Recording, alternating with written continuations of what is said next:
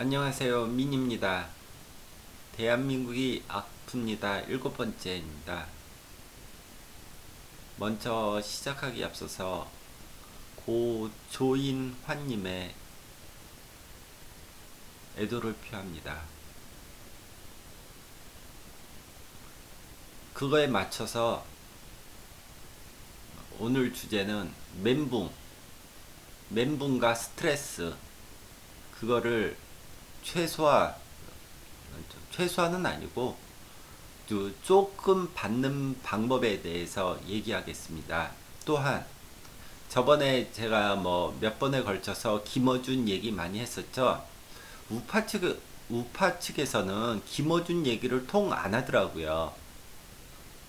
뭐 잘 안 들어서 그러는 경우도 있고, 그래서 제가 한번 그 댓글 테러 각오하고 김어준 얘기 하겠습니다.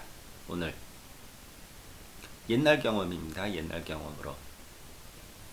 음, 저 먼저 멘붕. 멘붕은 어디에 제가 뭐그 선거든지 특히 선거 지금 탄핵 반대 선거든 탄핵 반대든 정치적인 사건에 제가 휩쓸려서 동조해서 이렇게 쭉 쫓아갑니다. 쭉 쫓아가는데 문제는 뭐냐면은 그 어느 특정 뭐 제가 흔들리는 제가 보기에 괜찮아 보이는 그 발언을 한 사람을 쫓아가는 겁니다. 쭉. 근데 문제는 뭐냐면은 제가 발언한 사람이 그렇게 발언했던 사람이 틀려버리면 멘붕을 당하는 겁니다. 쉽게 얘기해 드리죠. 그 이렇게 보시면 됩니다. 뭐 대선 후보 1, 2, 3 중에서 내가 가장 높은 뭐 3번을 지지했다.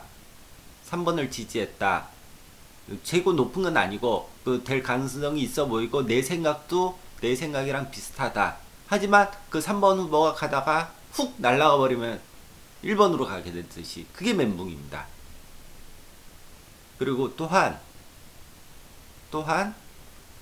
어, 어떤 뭐 집행부면 집행부 그리고 주간이 있죠. 주간 얘기를 믿고 쭉 따라가다가 주간 말이 흔들릴 때가 있습니다.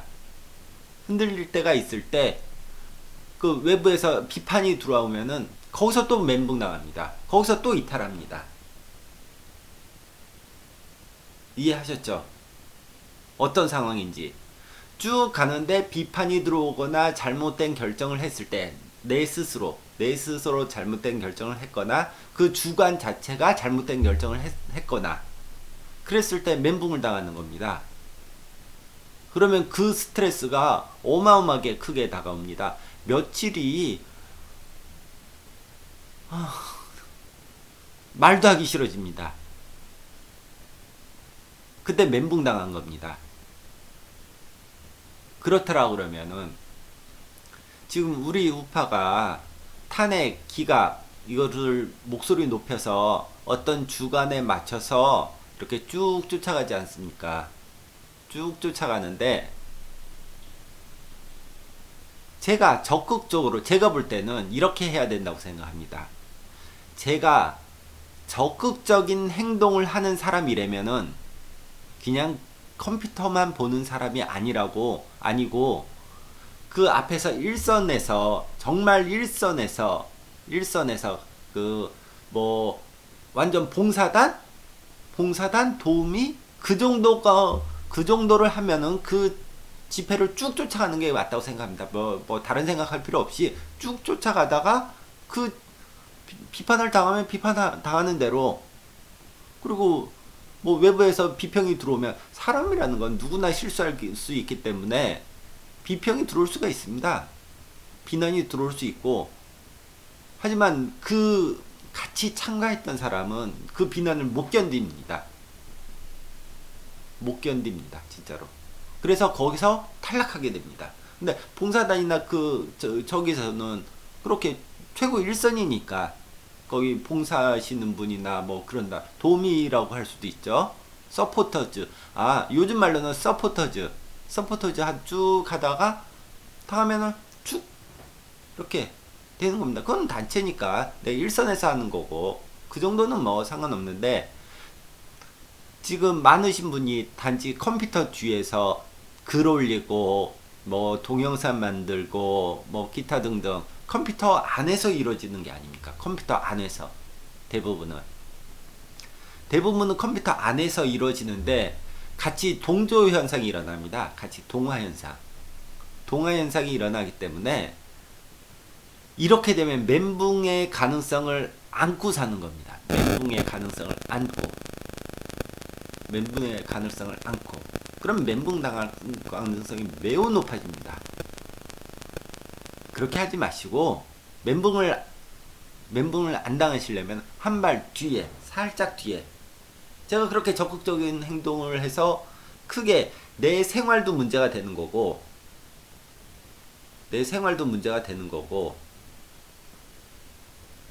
그리고 생활이 최고 문제가 되죠. 사실은 생활이 최고 문제가 되는 거고 내 스트레스 지수도 높습니다. 왜 이게 스트레스 지수가 높냐면은 또 다른 것 한 가지로 그 행동하는 그 집행부라고 해야 되나?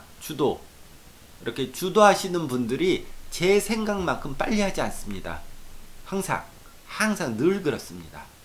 늘 빠르게 움직이지 않습니다. 저는 여기에 매달려 있는데 왜 주관하시는 분들이 왜 그렇게 빨리 행동을 안 할까라는 걱정을 하고 있습니다. 그래서 안달복달 하게 됩니다. 안절부절. 그러시면 안 됩니다. 그러시면 안 돼요. 그럼 멘붕 당할 가능성을 스스로 몰아넣고 있는 거예요. 몰아넣고 있는 겁니다. 그렇게 하시면 멘붕 당할 가능성을 아주 크게 가지고 멘붕의 길로 접어들고 있는 겁니다. 그렇게 하시면은 너무 멘탈 붕괴 당하시니까 한 발짝 살짝 뒤로 물러서서 적어도 한 군데 두 군데를 바라보면서 가시는 게 좋습니다. 한 두 군데쯤. 그럼 이쪽에서 무너지면 이쪽으로 방향을 전환하시면 될 거 아닙니까? 이쪽에서 또 무너지면 또 이쪽으로 하고. 그러니까 항상 한 발짝 뒤에서 가시면서 옆도 항상 보면서. 그렇다고 뭐 저희 우파에서 저쪽 좌파랑 이렇게 같이 볼 건 아니지 않습니까? 우파인데 우파 안에서 이런 갈래들이 있지 않습니까? 그렇게 가시는 거를 추천해 드립니다. 그래야 멘붕 안 나갑니다. 얘를 주도적으로 보지만 얘도 조금씩 간혹 보는 거죠. 간혹 보는 거죠. 그렇게 하시면은 뭐 멘붕 문제는 조금 나타날 겁니다. 조금. 아주 크게 나가오지는 않을 겁니다. 말하기가 싫습니다. 멘붕 당하면은. 그 보통 선거 용어로는 스트레스라고 부릅니다. 스트레스를 너무 받아갖고 스트레스를 이기지 못합니다. 스트레스를 지금 젊으신 분들이건 그 나이 드신 분들이건 너무 스트레스로 이거를 너무 정열적으로 하셔갖고 스트레스가 너무 높아 있으시면 안 됩니다. 제발 너무 스트레스 높게 들어가시면 안 됩니다. 내 생활이 중요합니다. 생활을 너무 하시면은 진짜 이거 안 됩니다. 아주 조금은 생활을 가지고 꼭 계셔야 됩니다. 생활은 조금이라도 계속 가지고 있어야 됩니다. 이걸 완전히 없애버리면은 뭐 그러신 분도 계시겠죠. 그거는 그쪽으로 완전히 가실 분들은 그렇게 하셔야겠지만 완전히 그쪽으로 마음이 먹지도 않은데도 그렇게 가시면 좀 나중에 이 정치적인 사건이 어느 갈래길에 도래했을 때 멘붕 당하고 생활은 생활대로 문제가 되고 그렇습니다. 그러니까 멘붕을 안 당하시려면 한 발짝 뒤에서 한 개, 두 개의 길을 보면서 이렇게 쭉 쫓아가시면 됩니다. 그리고 하루에 적정한 시간에 하시면은 크게 멘붕이나 스트레스가 멘붕도 크게 와닿지 않고 스트레스도 크게 높지 않을 겁니다. 그렇다고 열정까지 완전히 없어지는 건 아니라고 생각합니다. 뭐 1, 2주일이면 괜찮은데 이런 사건들은 1, 2주일에 될 가능성이 별로 없지 않습니까? 오래 길게 가야 되는 사건들이기 때문에 잠깐 뭐 하루 이틀 이렇게 시간 내는 건 괜찮아도 뭐 1주, 2주를 이렇게 완전히 푹 빠져 있으시면은 생활에 문제가 생길 수 있으니까 생활에 문제 없으신 분은 푹 빠져 있으셔도 괜찮고요. 이런 역사적인 전환 시점에는 한번 빠져보시는 것도 우파 쪽 빠져보시는 것도 괜찮다고 생각합니다. 근데 생활에 가정에 문제가 생길 수 있으니까 너무 푹 빠지시면은 문제가 있다고 저는 생각합니다.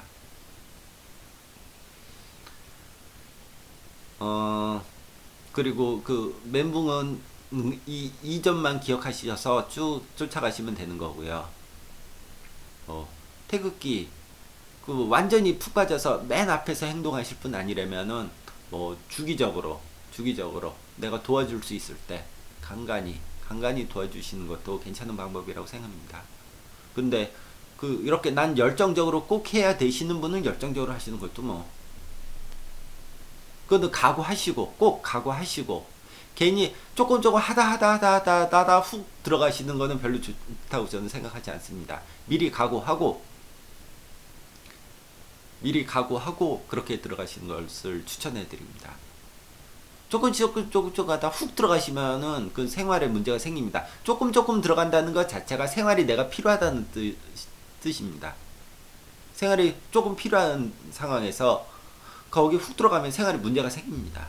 꼭 생활은 어느 정도 확보하시고 그리고 그쪽으로 가셔야 된다고 저는 생각합니다.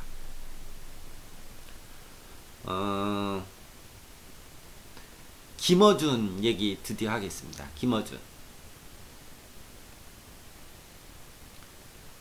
김어준은 그 정규제 TV에서 한번 잠깐 얘기했던 생각이 납니다. 그 말은 정답입니다. 정답. 아직까지 발언으로 말하는 걸로 봐서 포스트 모더니즘. 김어준은 포스트 모더니즘입니다. 반문명. 그러니까 문명 파괴하는 사람. 문명을 배척하는 사람. 그러니까 그 패러디물을 좋아하죠. 루머를 좋아하고. 굉장히 좋아하죠. 그거를 진실인 양. 진실이라고 주장을 하죠. 그러니까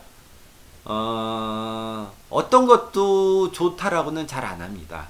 나는 좌파인데 좌파다 이 정도. 나는 좌파다. 하지만 한 발짝 뒤에서 김어준을 바라보면은 반문명 포스트 모더니즘입니다. 포스트 모더니즘. 모든 현대적인 문명은 싫어하는 이유가 없습니다. 사실은 그냥 싫어하는 겁니다. 그냥 이유를 들어본 적이 없어요. 제가 김어준 나는 꼼수다 시절에 처음부터 끝까지 다 들어봤거든요. 처음부터 끝까지 다 들어봤는데 사실 특별한 이유를 들어본 적이 없습니다.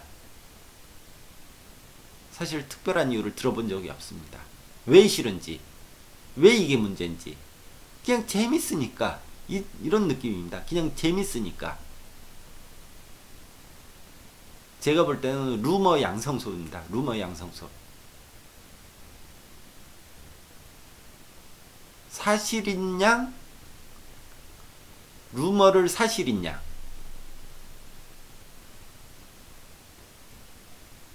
지금 이렇게 말하니까 좀 어디랑 닮은 점 있지 않습니까? 어디랑 닮은 점? 지금 언론입니다. 지금 언론. 루머를 사실인 양. 지금 좌파들이 다 잡고 있는 언론들 똑같지 않습니까? 루머를 사실인 양.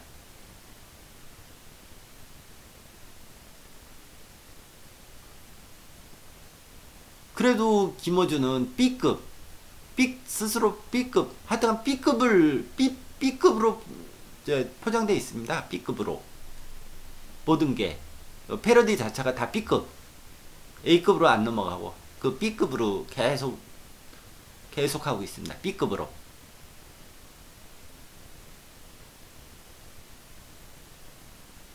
여기서 뭐, 발언을 잘 안 하려고 합니다. 그런 다른 자기의 그 사상과 관련된 발언을 거의 안 합니다. 그냥 좌파다.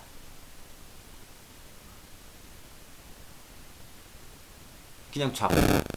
그 정도. 그 정도 말만 하죠. 근데 반문명입니다. 진짜로. 문명 파괴자. 포스트 모더니즘. 모든 것이 필요 없다. 나는 다 필요 없다.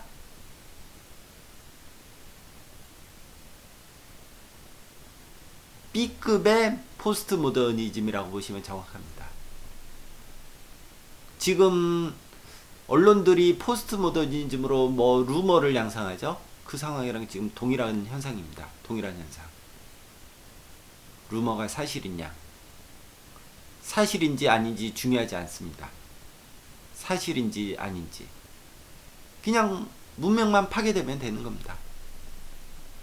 포스트 모더니즘이라는 거는 사실인지 아닌지 중요하지 않습니다. 사실은 루머가. 그냥 그 자체가 없어지는 걸 좋아하는 겁니다. 없어지는 걸. 그래서 반문명이죠. 그 나꼼수 맨 마지막 회에 제가 거기서 실망해서 거기서 좌파로 갔다가 그 김어준한테 실망해서 멘붕당해서 나온 겁니다. 맨 끝회에 뭐 선거에 지면 산화하겠다 이랬습니다. 그것도 막 절규하듯이. 지금까지 산화 안 했습니다. 산화라는 게 뭡니까? 불에 타는 거 아닙니까? 아직까지 산화 안 했습니다. 그리고 다시 또 하죠. 그거 보십시오. 다른 사람이 어떻게 됐든 나는 또 문제 제기만 하는 겁니다. 문제 제기. 계속 문제 제기. 끊임없는 문제 제기. 끊임없는 문제 제기. 그게 루머이든지 사실이든지 그건 중요하지 않습니다. 그냥 문제 제기만 계속 해대는 겁니다. 그 문제가 없어지면은 또 다른 문제 제기, 또 다른 문제 제기, 또 다른 문제 제기.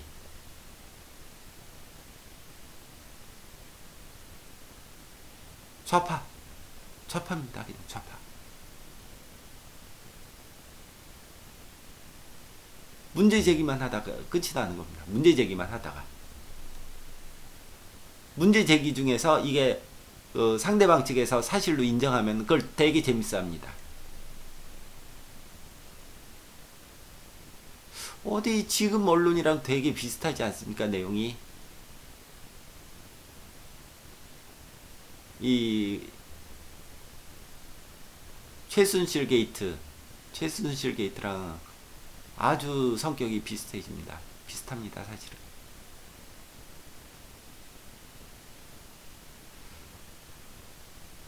뭐 김어준은 그렇게 딱 표현하면 됩니다. 낙권수에 한해서만. 지금 다른 거는 여기 산화한다고 그래서 산화 안 했기 때문에 그냥 끊었습니다. 그만뒀습니다.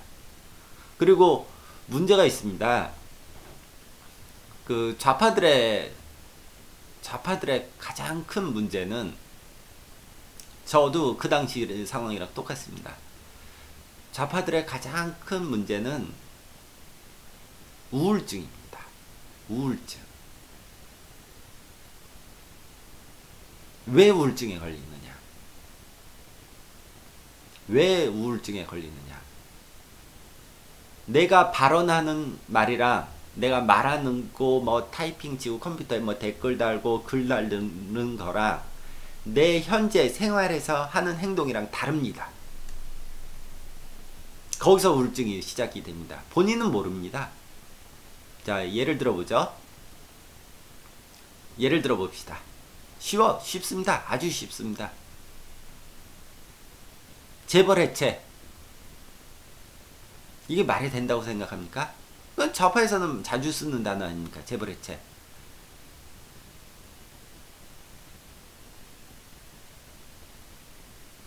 열심히 글도 쓰고 그럴 수 있죠. 하지만 내가 현실에서 생활은 어떻습니까? 내 개인적인 생활.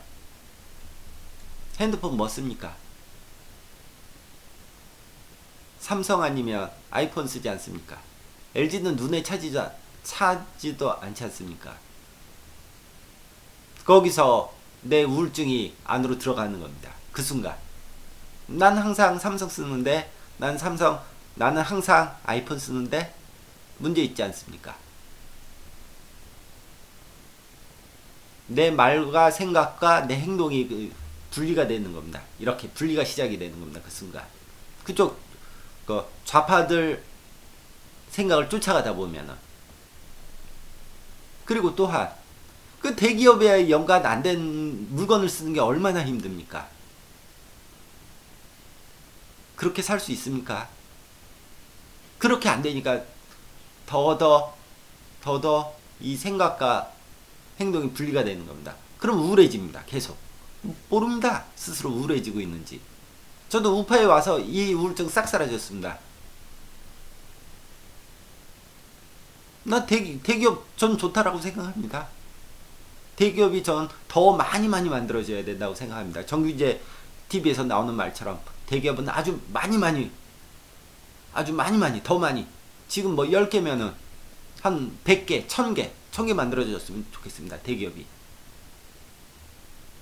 그럼 일자리도 많이 늘어나고 얼마나 좋습니까? 젊은 사람 그 대기업 만들어지면 인력이 필요하지 않습니까? 거기에 젊은 사람들 많이 취직할 수 있고 얼마나 좋습니까? 우리 세대는 제가 하던 대기업 세대 아니지 않습니까? 쭉쭉 커나가던 대기업 세대. 그러니까 일자리가 다른 세대에 비해서 더 수월했죠. 하지만 뭐 공부 잘하는 사람이나 그런 거고 공부 못하면 뭐 똑같습니다. 일자리 구하지 못하는 거. 특히 인문계는 뭐 더더욱 그런 거고 이과면 그나마 좀 낫고. 어쨌든 그 생활이랑 나의 행동이랑 분리되기 시작합니다. 또한 뭐가 나빠요라고 같이 주장하지 않습니까? 그 김어준처럼 근거도 없이 그냥 나빠요 그러면 저도 나빠요 이렇게 얘기하거든요. 그랬을 때 그게 고쳐지지 않습니다. 잘 사회에서는 근거가 없으면. 근거가 있으면 그나마 조금 고쳐주려고 애를 쓰겠지만 근거가 없으면은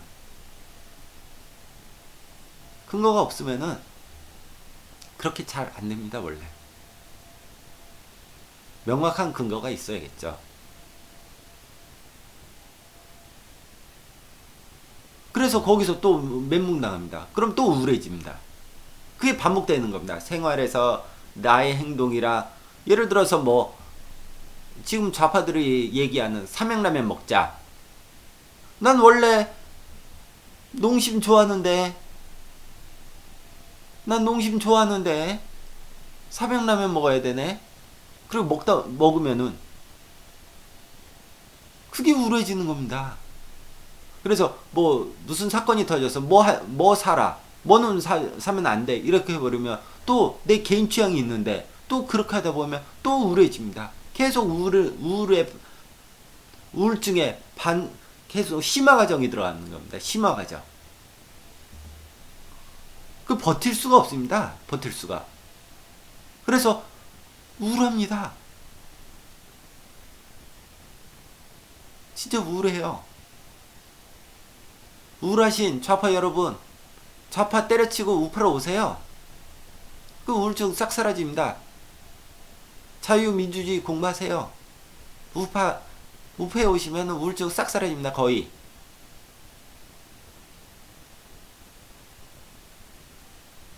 그래서 우울한 겁니다. 그래서 우울한 거. 그리고 좌파의 특징 중에 하나가 신격화를 좋아합니다. 아주 좋아합니다. 특정 대상을 신격화하는 걸 너무너무 좋아합니다. 너무너무 좋아합니다. 예를 들어서 예를 들어서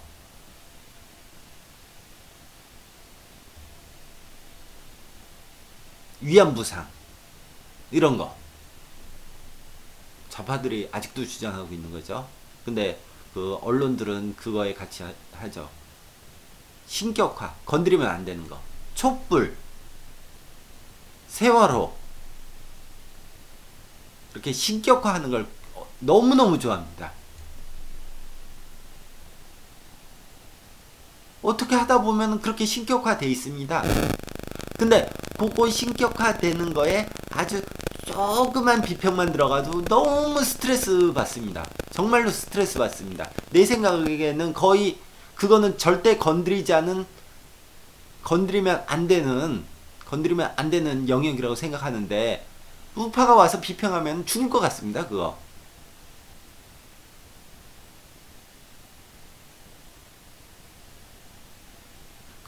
그래서 일베에 예를 들어서 그 세월호 폭식 그러니까 뭐 많이 먹는 거 그거 너무너무 좌파로서 나쁜 행동입니다. 너무너무 아픈 행동입니다. 나는 식격화 해야 되는데 식격화하지 못하게 하는 게 그 일베가 대단한 겁니다. 제가 저번편에 일베 얘기 잠깐 했었죠. 일베 대단한 겁니다. 좌파들은 식격화를 좋아하는데 일베가 와서 그런 현상을 막아내는 겁니다. 그게. 그래서 좌파에서 주구장창 일베를 공격하는 겁니다. 그거. 일베 지켜야 됩니다. 신격화를 막아주는 소중한 자산입니다. 일베가. 우파의 소중한 자산입니다. 소중한 자산. 신격화를 만드는. 촛불 신격화하지 않았습니까? 촛불 집회 때 뭐 김진태 의원 사우나 갔다고 비난하는 여론이 있지 않습니까? 그게 말이 됩니까?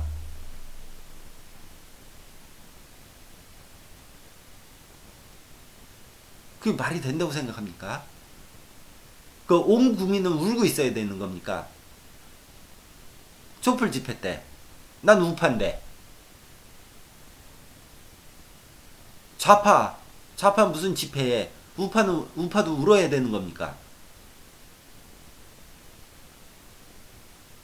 그런 식으로 식교가를 좋아합니다. 정말로. 그래서 거기에 조그만 상처만 나도 스트레스 엄청 받습니다. 스트레스 어마어마하게 받습니다. 그러니까 이게 복합적으로 일어나는 현상입니다. 복합적으로. 그래서 더 우울해집니다. 어떤 작은 상처에도 우울해지고. 그래서 우울증이 더 깊어집니다. 그쪽은 원래 어느 정도 좌파까지는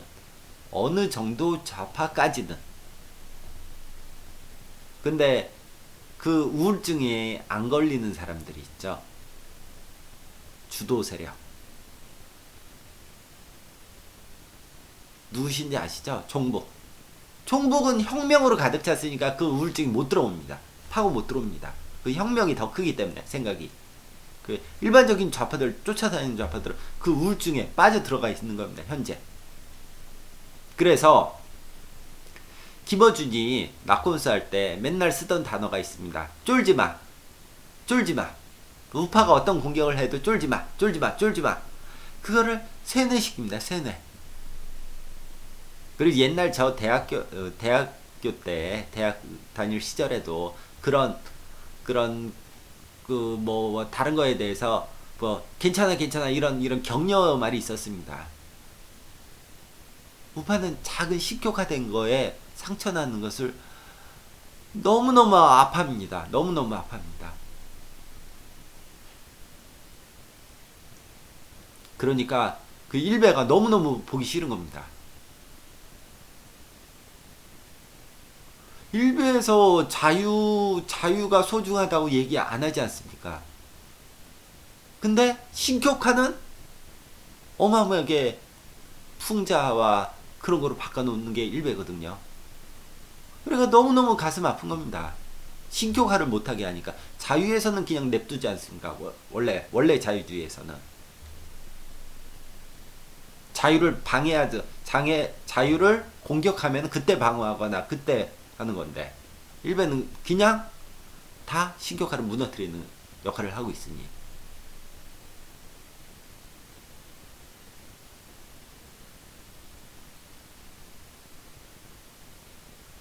그래서 쫄지 마. 그래서 더 허세가 생깁니다. 허세.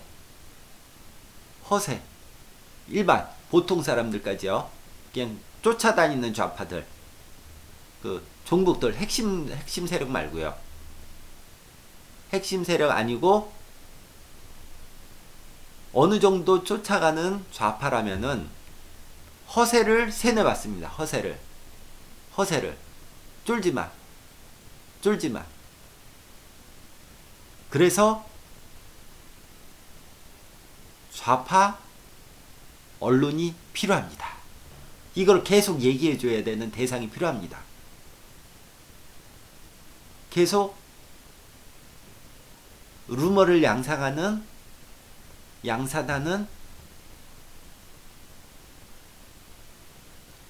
언론 또는 매체가 필요한 겁니다. 끊임없이 해줘야 됩니다. 끊임없이.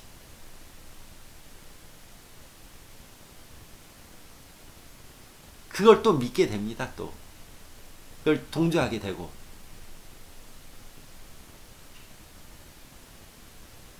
그래서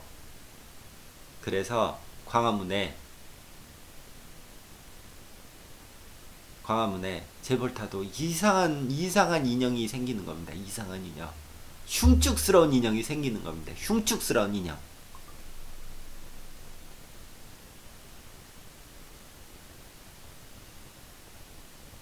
흉측스러운 인형이 그래서 필요한 겁니다. 그 사람들의 만족이 됩니다. 사실은 그게. 그렇게 오랫동안 들어왔던 사람들한테는 어느 정도.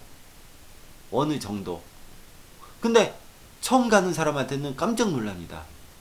난 좌파 얘기 조금밖에 안 들었는데. 그렇게 딱 들어가면 거부감이 생기는 겁니다. 그래서 튕겨나와서 중도로. 자기는 중도로 가지만 행동은 좌파. 행동은 좌파인 중도입니다. 행동은 좌파인 중도.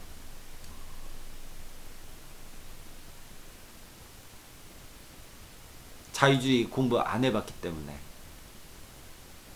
지금이라도 정규제 TV 가서 자유주의 공부하십시오. 자기가 필요한 거 내용 이렇게 보면서 그것만 들으셔도 많이 도움됩니다. 저도 그렇게 자유주의 공부 시작한 겁니다.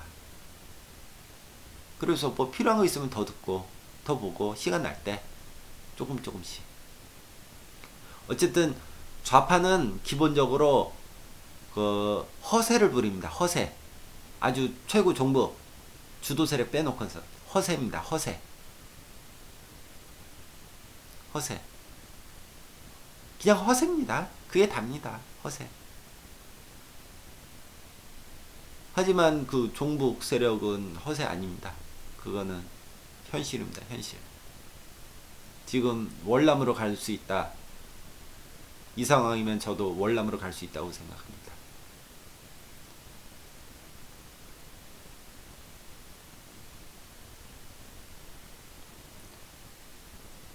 그러니 오늘 두 가지 얘기했습니다. 멘붕과 그